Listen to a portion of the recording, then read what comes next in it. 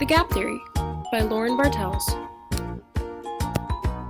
Wouldn't it be cool if we could come up with a theory that could biblically make sense and at the same time could explain all the scientific evidence and so-called proofs for the theory of evolution?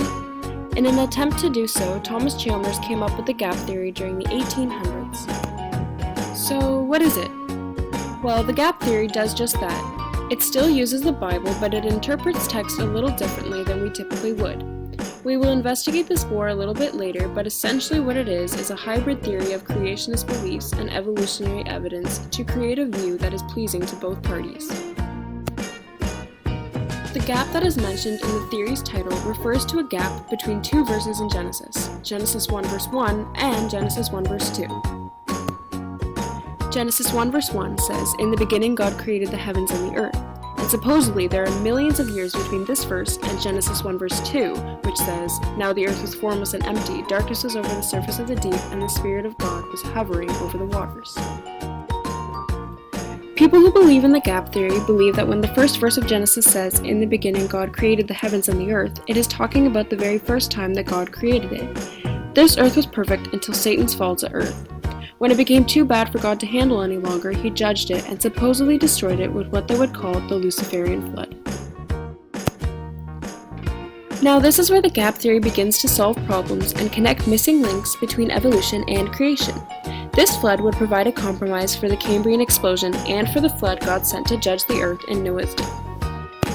Gap theorists claim that it was this flood that caused many of the prehistoric organisms to fossilize, which explains the sudden appearance of so many fossilized creatures that we no longer have today, including dinosaurs. After God had finished destroying the habitation of the earth, it went back to a formless and empty state as suggested in Genesis 1 verse 2, where it says, "Now the earth was formless and empty. Darkness was over the surface of the deep, and the Spirit of God was hovering over the waters." As you can see, the now seems to suggest a previous state of existence. This formless and empty state became the starting point for the biblical 6-day, 24-hour creation as accounted for in Genesis.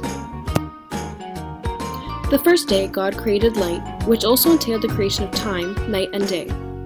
Then, he created the atmosphere, which was basically a separation between the waters so that oxygen was present. Keep in mind that oxygen is necessary to support life.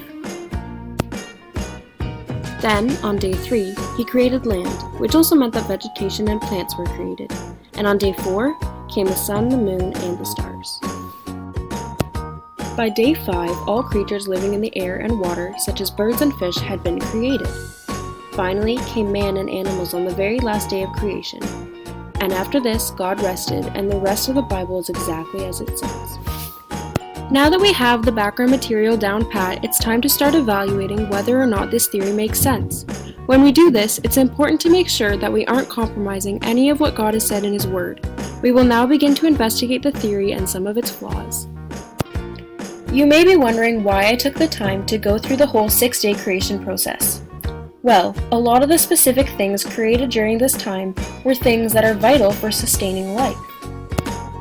For example, when God created light on the first day, this also implies the creation of time.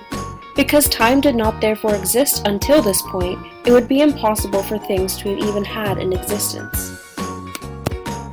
Then, on the second day, God created the atmosphere. This also would have probably been when essential gases such as oxygen were created. It would have been impossible for the previous Earth to have hosted any kind of life without oxygen, since it is essential for life. On day 3, God created the land. Now for this we need to remember that the gap theorists claim that the Luciferian flood destroyed the earth so that it was formless. But they also say that the massive and sudden appearance of fossils in the fossil record were a result of the Luciferian flood. If God had destroyed the previous land and now was bringing it back into form, the previous fossils would most likely no longer be recognizable since the earth had just gone through so many different changes in its form. Another thing that doesn't quite make sense about their fossil record views is this. According to them, the first world was perfect until Satan fell from heaven, and it wasn't long after his fall that God sent the Luciferian flood.